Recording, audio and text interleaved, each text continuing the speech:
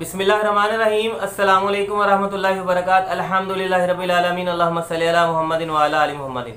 नाज़रीन, आज की हमारी वीडियो ऐसे मरीज़ों की सेहत के हवाले से होगी कि जिनको ठीक करने के लिए बहुत ज़्यादा एंटीबायोटिक का सहारा लिया गया। उसके अंदर एंटीबायोटिक जो है वो इंजेक्शन भी हो सकते हैं। रूसीफिन काबिल ज़िक्र है, ऑक्सीडिल काबिल ज़िक्र है, इसके अलावा टूसम है। कोई भी ऐसा इंजेक्शन जो कि आपने एज ए एंटीबायोटिक इस्तेमाल करवाया हो और उसके लिए आपने बहुत ज़्यादा गोलियों का भी इस्तेमाल कराया, उसके अंदर अगमेंटन भी हो सकती है, मोक्सीफ्लोक्सासिन हो सकती है।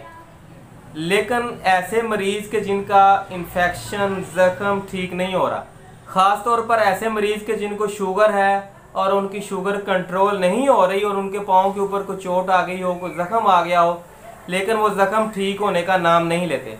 नाज़रीन, टेंजो इंजेक्शन जो है वो आप इस सूरत हाल के अंदर मरीज़ को दे सकते हैं कि जब कोई दूसरा एंटीबायोटिक इंजेक्शन काम नहीं करता, या वैसे भी अगर आपको अर्जेंट रिक्वायरमेंट हो आपकी कि मरीज़ का ज़ख्म या मरीज़ की कंडीशन जो है वो जल्दी ठीक हो जाए, उसका जो जरासीम का जो इन्फेक्शन जो उसका अटैक है वो ज़रा जल्दी कवर हो जाए।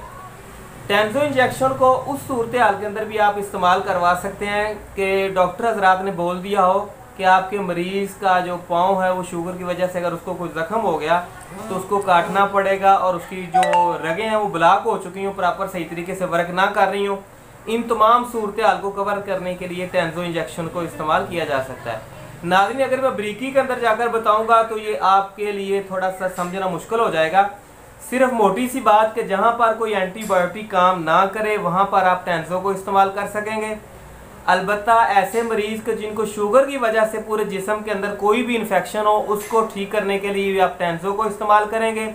अगर मरीज़ का वज़न जो है वो 60 kg से कम है तो फिर आप 2.25 ग्राम ये आप इस्तेमाल करवाएंगे। लेकिन अगर मरीज़ का वज़न 60 किलो से ज़्यादा है तो फिर आप उसको 4.5 ग्राम इंजेक्शन इस्तेमाल करवाएंगे।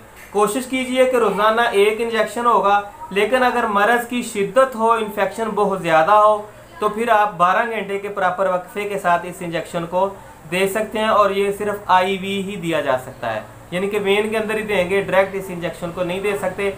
आप डॉक्टर की मशवरे के साथ इसको इस्तेमाल करेंगे, अपनी मर्ज़ी के साथ आज खुद से इस इंजेक्शन को इस्तेमाल नहीं कर सकते। उम्मीद है कि आज की वीडियो के अंदर सेहत के हवाले से शुगर के मरीज़ों के ज़ख्मों को ठीक करने के हवाले से आपको मुफीद जानकारी मिली होगी। अगर वीडियो अच्छी लगे तो लाइक कर दें, दोस्तों के साथ शेयर भी कर दें। अगर इसकी प्राइस के बारे में बात करें तो जो 4.5 ग्राम का इंजेक्शन है वो हालिया दिनों के अंदर 1100 के लगभग है।